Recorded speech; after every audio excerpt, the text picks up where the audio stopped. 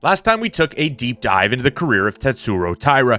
He was a young and potential top prospect in the UFC's flyweight division, and he had just secured a gritty unanimous decision over Edgar Cháirez. He was young, he was the undefeated prospect out of Okinawa with potential, but lacked the big names, and we still had questions about his big game potential.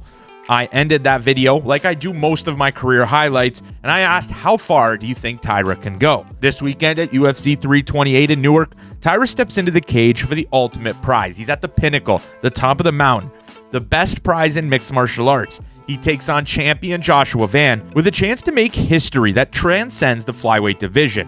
If he wins this weekend, Tatsuro Taira will become the first undisputed Japanese champion in UFC history.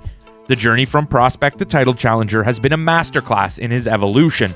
So without further ado, let's break down from then to now and what brought him to the championship scene. Fresh off the Cháirez win, Taira continued his hot streak for the organization. He took out Carlos Hernandez in the first minute of round 2, dominating all aspects of the grappling and the clinch in the first round, besides an early slip.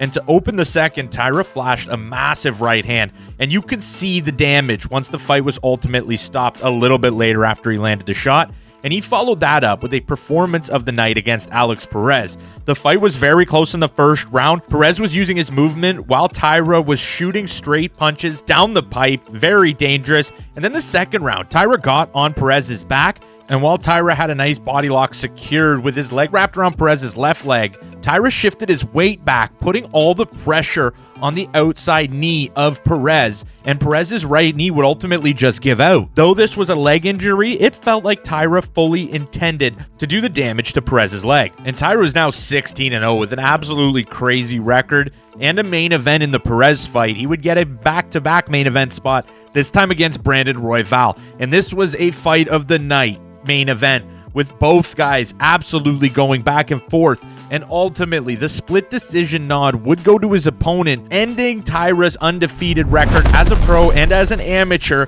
And ultimately, though getting fight of the night as the minus 310 favorite, it was a step back in Tatsuro Taira's career. But because of the way the fight went down and how action-packed, how crazy the contest was, he would just be one fight away from another big opportunity to basically get back in the title picture. And he took out a Korean prospect to really cement himself and one of the top choices for the UFC when it comes to title challengers. And with a bounce-back win against the Korean prospect, securing his spot in the flyweight division, Taira's now 7-1 record landed him probably the biggest name in the flyweight division.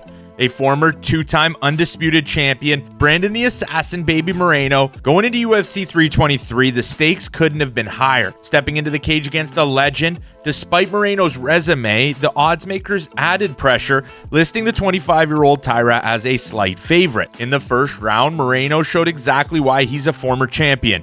He used his fight IQ to counter an early Taira takedown, locking in a dangerously tight triangle choke, and for a moment the arena, the announcers, everyone held their breath. It was one wrong move and Taira's title hopes would be derailed. But Taira stayed composed in the situation and survived to the end of the round. And the second round, Taira really just showcased why he is one of the most technically gifted fighters in the flyweight division and really the UFC as a whole. He shot an untelegraphed takedown, and when it looked like a bad takedown attempt, he went straight into his next movements, pressing forward and forcing Moreno to grab the waist. And Taira, again, just quickly processing the fight, landed a beautiful outside trip, and from that point, the fight was basically all over. He instantly passed to the former champion's back and just flattened the former champion and pounded him out before, at 2 minutes and 24 seconds of the second round, referee Mark Smith had seen enough. And you could argue the stoppage was early, but Taira started landing strikes from Moreno's back at 2:55 of the second round, and it wasn't until the 2:40 mark that Mark Smith finally stepped in